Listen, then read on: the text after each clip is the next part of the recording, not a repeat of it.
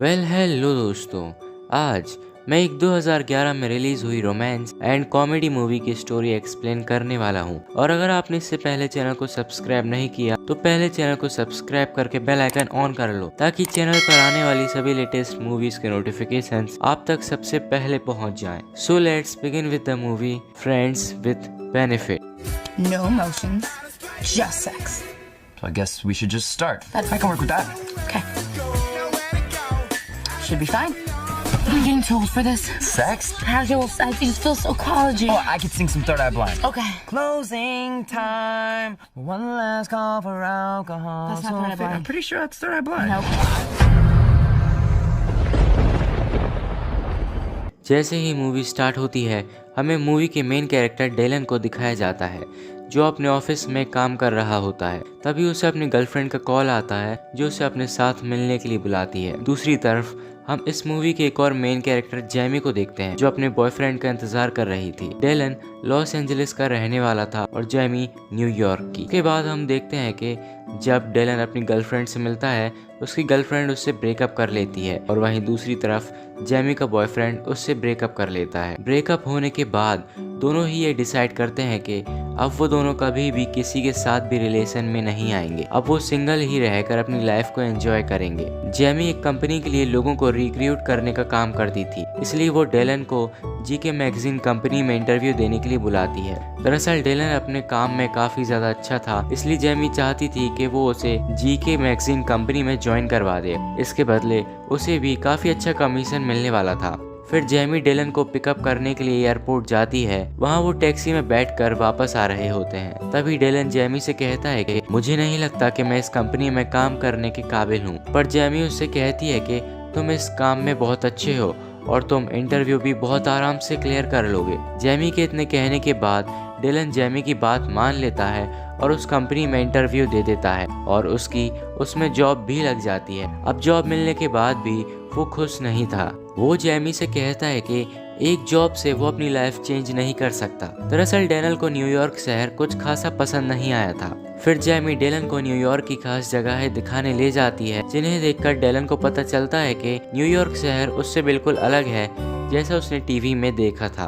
उसे वो जगह पसंद आती है और वो वहाँ काम करने के लिए रेडी हो जाता है। अगले दिन डेलन और जैमी लंच करने के लिए साथ में बाहर जाते हैं। वहाँ पर वो एक दूसरे को अपने अपने ब्रेकअप की स्टोरी सुनाते हैं। जैमी डेलन को अपने घर पर होने वाली पार्टी के लिए इनवाइट करती है। फिर अगले दिन डेलन जैमी के घर आता है और वो दोनों पार्टी में काफी एंजॉय करते हैं। अब धीरे धीरे वो दोनों एक दूसरे के काफी करीब आते जा रहे थे और दोनों की दोस्ती भी गहरी होती जाती है। फिर जब एक दिन वो दोनों टीवी देख रहे होते हैं तभी जैमी डेलन से कहती है कि काश मेरी जिंदगी इन टीवी एक्ट्रेस जैसी होती। मेरी जिंदगी में कोई ऐसा होता जो मुझे बहुत प्यार करता और जब भी मैं नाराज होती तो शाही घोड़े पर बैठकर मुझे मनाने आता। तो डेलन कहता है कि ऐसा सिर्फ फिल्मों में ही होता है, असल जिंदगी में इसका कोई मतलब नहीं है।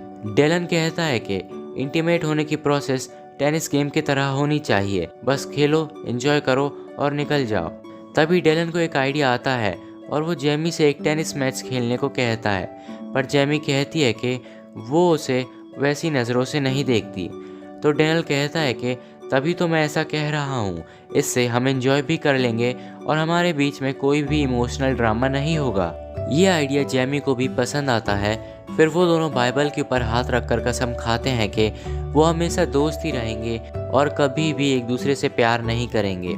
अब जब उन दोनों के बीच में सारी बातें क्लियर हो जाती हैं तो वो दोनों इंटीमेट होने लगते हैं और उसके बाद से वो अक्सर इंटीमेट हुआ करते हैं और ज़्यादा करने के चक्कर में दोनों के बीच में चीज़ें काफ़ी ऑकवर्ड होने लगती हैं, जिसके बाद वो बहुत दिनों तक बात तक नहीं करते।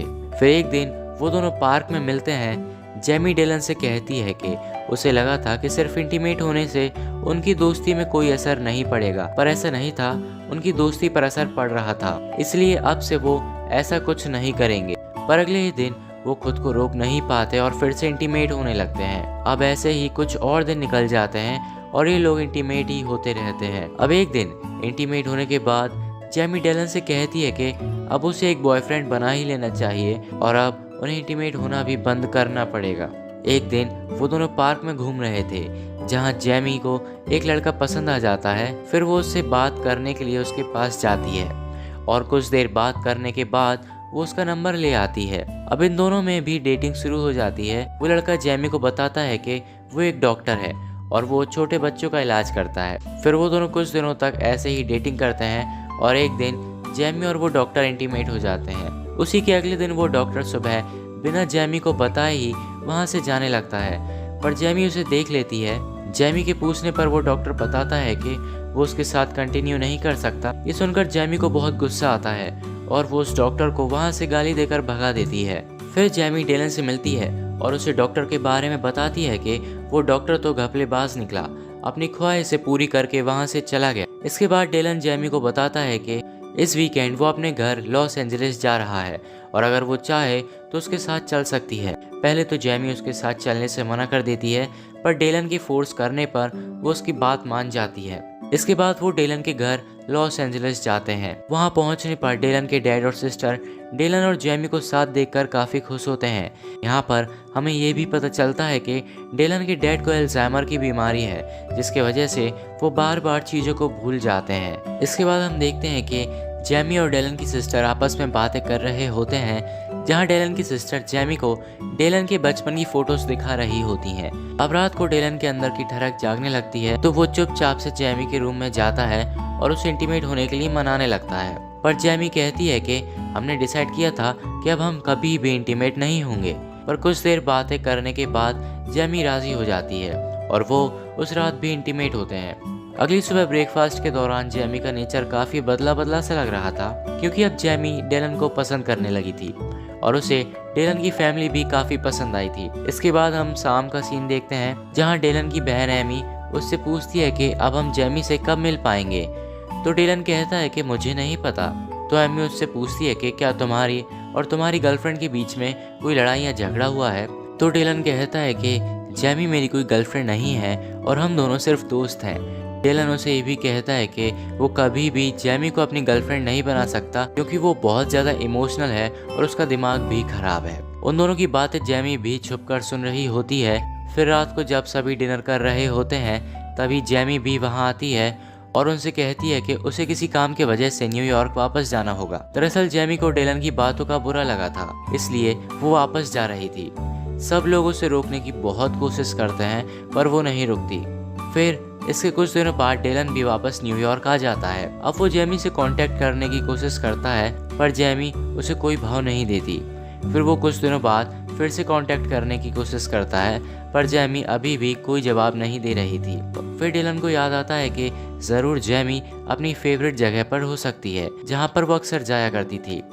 जब डेलन वहाँ जाता है तो वो देखता है कि जैमी वहाँ पर बैठी हुई थी। डेलन जैमी से माफ़ी मांगता है तो जैमी कहती है कि तुम एक अच्छे दोस्त नहीं हो, क्योंकि अच्छे दोस्त एक दूसरे की बुराई नहीं करते। फिर उन दोनों के बीच में बहस हो जाती है और जैमी वहाँ से चली जाती है।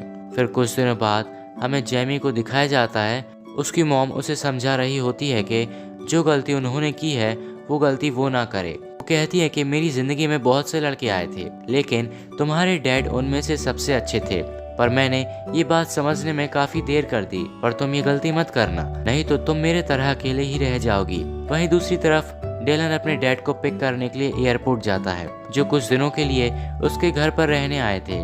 यहाँ पर उसके डैड उसे बताते हैं कि जब मैं नेवी में था तब मेरी जिंदगी में एक लड़की आई थी। वो मुझसे बहुत प्यार करती थी, पर मैं कभी ये बात समझ ही नहीं पाया। पर जब तक मुझे इस बात का एहसास हुआ तब तक काफी देर हो चुकी थी। काश मैं तुम्हारी उम्र में ही अपने प्यार को समझ पाता। ये सुनकर डेलन को जैमी की याद आ जाती है, जो उससे बहुत प्यार करती थी, पर उसने अपने ईगो की वजह से जैमी को कभी अपनाया ही नहीं। इस पर डेलन के डैड उससे कहते हैं कि अगर तुम्हारे प्यार में जरा सी भी गुंजाइश है तो जाकर उसे बचा लो। फिर डेलन अपने डैड को घर छोड़कर अपने मिशन पर निकल जाता है। फिर हम जैमी को देखते हैं, जो अपनी मॉम का इंतजार कर रही थी।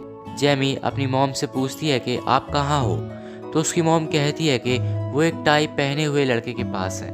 वो अपनी मॉम को ढूंढ ही रही होती है, तभी वहाँ पर सभी लोग डांस करने लगते हैं। इसके बाद उसे वहाँ डेलन दिखता है, जो उसके पास आकर उससे माफ़ी मांगता है और उससे कहता है कि वो जैमी को बहुत ज़्यादा मिस कर रहा है और वो उससे बहुत ज़्यादा प्यार करने लगा है। इसके बाद वो अपने घुटनों पर बैठकर जैमी को प्रपोज करता है। फिर वो दोनों आपस में किस करते हैं और फिर वहाँ से डेट पर जाते हैं। ये डेट उनके रिलेशनशिप की पहली डेट होती है और कुछ इसी तरह ये मूवी यहीं पर एंड हो जाती है। Hope you enjoyed this video. For more such video subscribe to our channel and press the bell icon. और हमें कमेंट करके ज़रूर बताएं कि आपको ये मूवी और इसका एक्सप्लेनेशन कैसा लगा। Thanks for watching.